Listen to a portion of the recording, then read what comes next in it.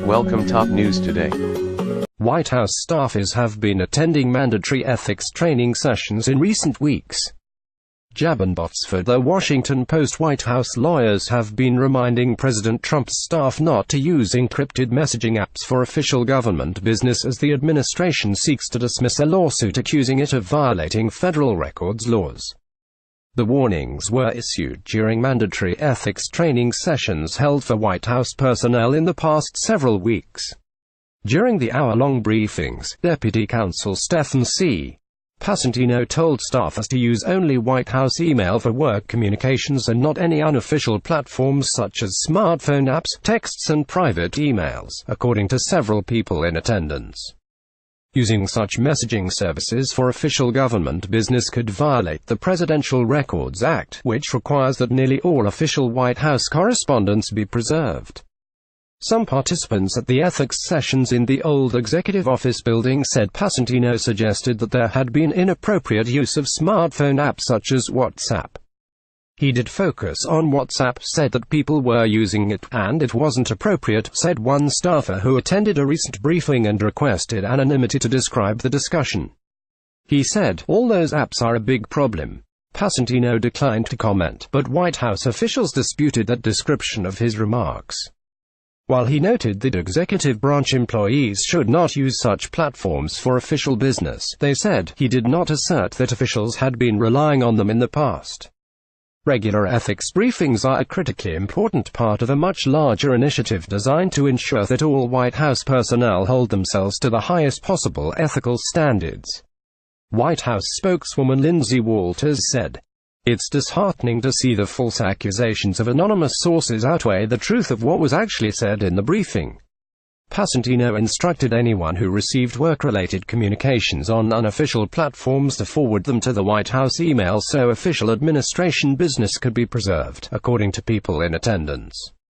A White House official said Passantino used the example of a staffer who receives a work-related question on a private Gmail account, saying that employees should reply and copy his or her government email to ensure communications are steered to official accounts.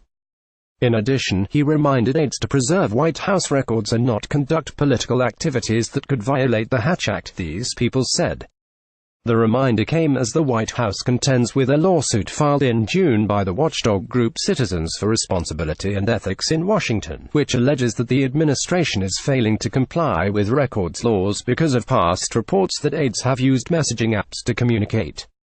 The Trump administration has argued that the case should be dismissed because courts do not have authority to review the executive branch's compliance with the law. Crew lawyer Ann Weissman said the White House ethics sessions reinforce her group's case. "They know that these apps are being used, they know the requirements of the Presidential Records Act are not being met," she said. "I guess I will claim some victory. If they are in fact now training people and monitoring compliance, that's a good thing." The recent focus on appropriate communication channels came as part of mandatory ethics training sessions the White House counsel's office has been leading for all executive staff since early January. Trump's son-in-law and senior advisor, Jared Kushner, attended a session last month, according to people familiar with his participation. Last year, an attorney for Kushner confirmed that he used a private email account to discuss official White House business during his first 9 months in government service. Those messages were forwarded to his official email account for preservation, the attorney said. Other administration officials seen in the recent ethics briefings were White House lawyer Ty Cobb, National Security Advisor H.R. McMaster, Homeland Security Advisor Tom Bossert, and several members of the White House press office. The sessions coincide with a ban on use of personal cell phones inside the White House, a policy that administration officials said was directed by White House Chief of Staff John F. Kelly to improve security and was fully implemented last month. Staffers said that when they arrive for work each morning, they are instructed to deposit the personal phones in lockers installed at White House entrances. A senior White House official said all messaging apps have been deactivated on government phones. In February 2017, The Washington Post reported, staffers were using Confide to discuss internal White House operations out of fear of being accused of leaking information to the media. The Confide app deletes messages as soon as they are read. The following month, then House Oversight Committee Chairman Jason Chaffetz, Utah, and Ranking Member Elijah E. Cummings, DMD, sent a letter to the White House seeking assurances the Trump administration was complying with the Presidential Records Law. In response, White House Legislative Affairs Chief Mark Short wrote that the administration was committed to retaining work records. It is the policy of the White House to comply with the preservation requirements of the Presidential Records Act, Short wrote.